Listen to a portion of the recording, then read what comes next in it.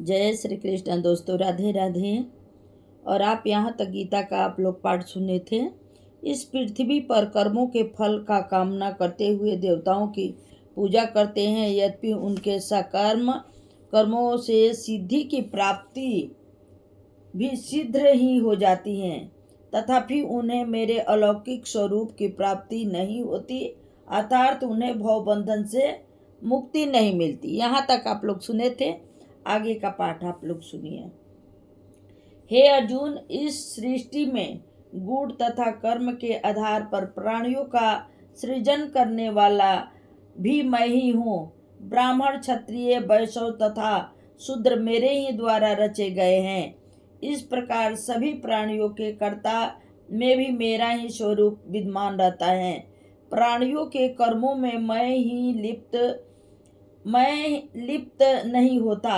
कर्म फल में मेरा विश्वास नहीं है, इसलिए प्राणियों में मुख्य कर्ता होने के बाद भी मैं कर्मों के बंधन में नहीं बांधता। इस प्रकार जो प्राणी मुझे तत्व से जानता है, वह भी कर्मों के बंधन से विमुख रहता है।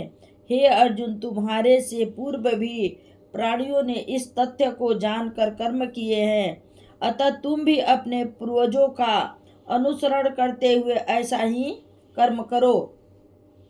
हे अर्जुन, कर्म तथा अकर्म के बारे में प्राय सुविज्ञ जन भी भ्रमित होते रहते हैं। मैं तुम्हें कर्म के तत्व को भली भांति समझाता हूँ, जिसका ज्ञान प्राप्त करके तुम अशुभ से अर्थात कर्म के बंधन से मुक्ति प्राप्त कर सकोगे। कर्म, विकर्म तथा अकर्म तीनों ही का स्वरूप जानना चाहिए। इस प्रकार के कर्म जो शास्त्रों की आज्ञा अनुसार किए जाते हैं, वे कर्म कहलाते हैं, तथा अज्ञानता के कारण जो दुष्कृत प्राणी करने लगता है, वे विक्रम अर्थात निषिद्ध कर्म कहलाते हैं। इसी प्रकार आलस्य के कारण प्राणी कर्म करने से विमुख हो जाता है, उसे अक्रम कहा जाता है। जो प्राणी अहंकार रहित होकर कर्मों में कर्म भाव नहीं देखता तथा अज्ञानी के कर्मों पर भी किसी प्रकार की टीका टिप्पणी नहीं करता, वही बुद्धिमान होता है, वही आत्मज्ञानी और कर्मों में लिप्त न होने वाला तत्व अथवा योगी कहलाता है। हे अर्जुन, जिस प्राणी समसत कार्यों बिना किसी प्रकार की कामना के तथा संकल्प रहित होकर किए जाते हैं, उसके समसत कार्य शास्त्र समसत ज्ञान रूपी अग्नि के द्वारा भस्म हो गए होते हैं। उस महापुरुष को ज्ञानी जन भी पंडित कहते हैं। हे अर्जुन, जो पुरुष समसत कर्मों में तथा उनके फल में हर प्रकार की आसक्ति का त्याग करके संसार के आश्रय से विमुक्त हो गया है और परमात्मा में नित्य तृप्त रहता है, वह वास्तव में कर्मों में भली प्रकार आचरण करता हुआ भी कर्म के बंधन से मुक्त ही रहता है। जिस ज्ञानी पुरुष ने अपने अंतकरण और इंद्रियों सहित शरीर पर भी विजय प्राप्त कर ली है तथा जिसने सभी प्रकार के भोगों की सामग्री का परित्याग कर दिया है, इस प्रकार का पुरुष शरीर रक्षा संबंधी कर्म करता हुआ भी कर्मों के दोष से विमुक्त रहता है। जो पुरुष बिना किसी इच्छा के अपने आप प्राप्त हुए पदार्थ में सदैव संतुष्ट रहता है, जिसने ईर्ष्या का सर्वथा त्याग कर दिया है और जो हर्ष शोक आदि के द्वंद्वों से पूरी तरह मुक्त रहता है, इस प्रकार का सिद्ध अथवा असिद्ध में एक समान रहने वाला पुरुष कर्मयोगी होता है।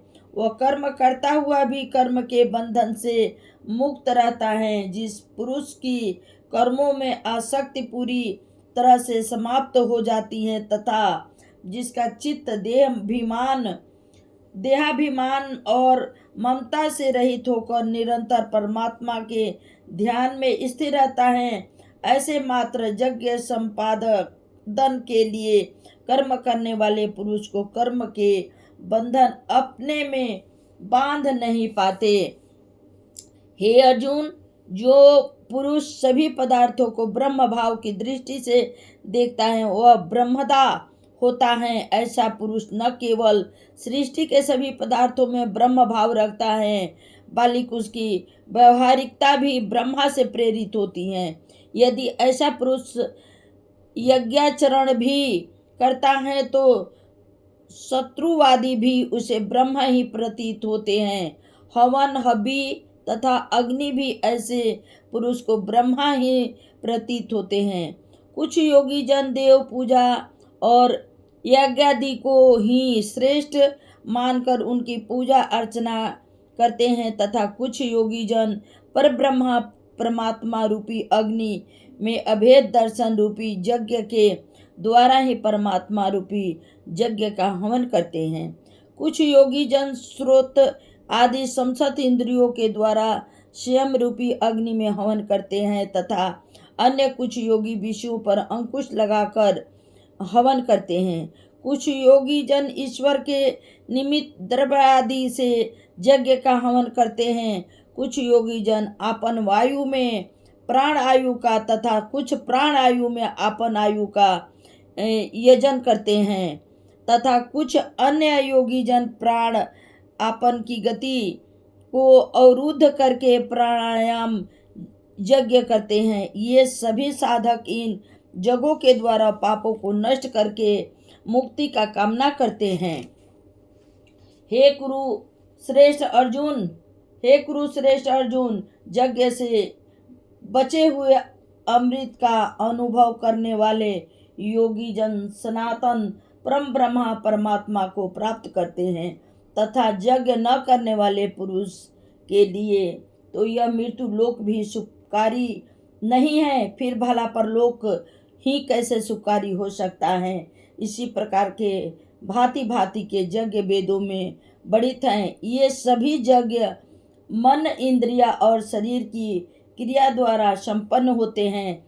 इस प्रकार तत्व से जानकार उनके अनुष्ठान द्वारा ही कर्म के बंधन से मुक्ति प्राप्त होती है।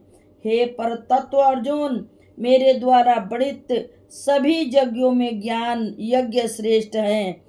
जो मुझे तत्व से जान लेता है उसके समस्त कर्म स्वतः ही सिद्ध हो जाते हैं। इस तत्व ज्ञान का अर्जुन तत्वदर्शी ज्ञानियों के पास जाकर ही किया जा सकता है।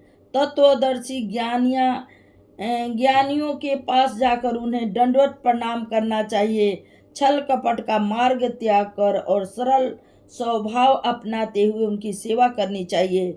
तब वे तत्वदर्शी ज्ञानी पुरुष उस ज्ञान को प्रदान करते हैं। हे अर्जुन, इस तत्व ज्ञान को प्राप्त करने के बाद फिर किसी प्रकार का भ्रम नहीं रह जाता। उस तत्व ज्ञान के द्वारा ही तुम संपूर्ण भूतों को निषेध भाव से पहले अपने तथा फिर अपने में अर्थात सच्चिदानंद परमात्मा में देखोगे। यदि तुम अन्य सभी पापियों से भी अधिक पाप कर्म करने वाले हो तो भी तुम इस तत्व ज्ञान रूपी नौका द्वारा निसंदेह संपूर्ण पाप सागर से भली प्रकार पार हो जाओगे। हे अर्जुन, जिस प्रकार अग्नि ईंधनों को भस्म कर देती है, ठीक उसी प्रकार ज्ञान रूपी अग्नि भी संपूर्ण कामनाएं कर्मों को नष्ट कर देती है। इस संसार में निसंदेह ज्ञान के समान पवित्र करने वाला कुछ भी नहीं है। इस ज्ञान को शुद्ध अंतःकरण वाला पुरुष कर्मयोगी के द्वारा अपने आप ही अपनी आत्मा में अनुभव करने लगता है। जितेंद्रिया साधना परायण और श्रद्धावान पुरुष शीघ्र ही आत्म तत्व का ज्ञान प्राप्त कर लेता है और ज्ञान प्राप्त करके अविलंब ही भगवत प्राप्ति रूपी परम शांति को प्राप्त कर लेता है। इसके विपरीत विवेकहीन श्रद्धाहीन तथा संकालु पुरुष परमार्थ से विमुख हो जाता है। इस प्रकार के पुरुष को न तो मृत्यु लोक में सुख प्राप्त होता है और न ही परलोक में शांति मिलती है। यहाँ तक आप लोगों को सुनाई, आगे के पाठ दूसरे